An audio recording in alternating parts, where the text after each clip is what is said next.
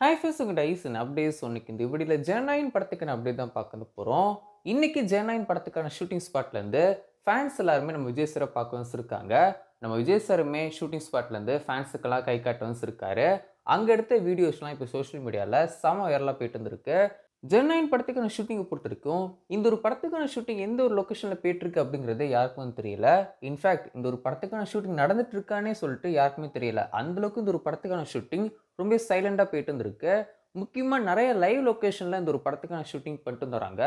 Song sequence மட்டும்தான் இவங்க set போட்டு எடுக்கிறாங்களே தவிர்த்து மற்றபடி நிறைய சீக்வன்ஸ் லைவ் லொக்கேஷன்லாம் ஷூட் பண்ணிட்டு வராங்க. இப்போதைக்கு இந்த ஒரு படத்துக்கான ஷூட்டிங் எந்த ஒரு லொக்கேஷனில் போயிட்டு இருக்கு அப்படின்னு சொல்லி பார்த்தீங்கன்னா டிஆர் கார்டனில் தான் இப்போதைக்கு ஜெனநாயின் படத்துக்கான ஷூட்டிங்லாம் போயிட்டு வந்துருக்கு. இந்த ஒரு லொக்கேஷனில் தான் விஜய் சார் ஃபேன்ஸ் எல்லாம் இன்னைக்கு மீட் பண்ண வச்சிருப்பாரு. அண்ட் போன வருஷம் இதே location the greatest of all time படமே இதே லொக்கேஷன்லாம் ஷூட் பண்ணியிருந்தாங்க. இதே மாதிரி ஒரு பில்டிங்கில் தான் விஜய் சார் ஃபேன்ஸ் எல்லாம் மீட் பண்ணியிருப்பாரு, கையெல்லாம் காமிக்க வச்சிருப்பாரு. இந்த வருஷம் அதே லொக்கேஷனில் ஜெனநாயின் படத்துக்கான ஷூட்டிங் ஸ்பாட்லேருந்து விஜய் சார் கை காட்ட வச்சிருக்காரு. அண்ட் ஜெனநாயின் படத்துக்கான இப்போதைய அப்டேட் என்ன அப்படின்னு சொல்லி பார்த்தீங்கன்னா ஜெனநாயின் படத்துக்கான ஷூட்டிங்லாம் முடிய போகிற நிலையில் இப்போ ஒரு படத்துக்கான பிஸ்னஸ் மேட் டீம் ஆரம்பிக்குன்னு சொல்லிட்டாங்க. என்னெல்லாம் இப்போதைக்கு பிஸ்னஸ் பண்ணியிருக்காங்க அப்படின்னு சொல்லிட்டு பார்க்கவும் செய்யலாம். ஃபர்ஸ்ட் ஒரு படத்துக்கான தமிழ்நாடு டிஸ்ட்ரிபியூஷன் ரைட்ஸை ரோமியோ பிக்சர்ஸ் வாங்க வச்சிருக்காங்க. இவங்க already the greatest of all time படத்துக்கான தமிழ்நாடு டிஸ்ட்ரிபியூஷன் ரைட்ஸுமே வாங்க வச்சிருப்பாங்க. அண்ட் அது மட்டும் இல்லாமல் குட் பேட் அக்லி துணிவு படத்தையுமே இவங்க தான் ரிலீஸ் பண்ணியிருப்பாங்க.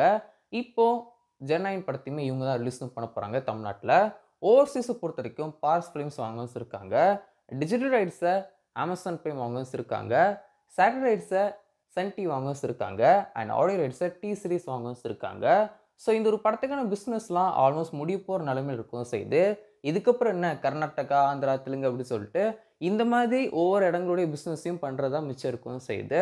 மற்றபடி ஆல்மோஸ்ட் டீம் எல்லாம் முடிக்கணும்னு சொல்லிட்டாங்க.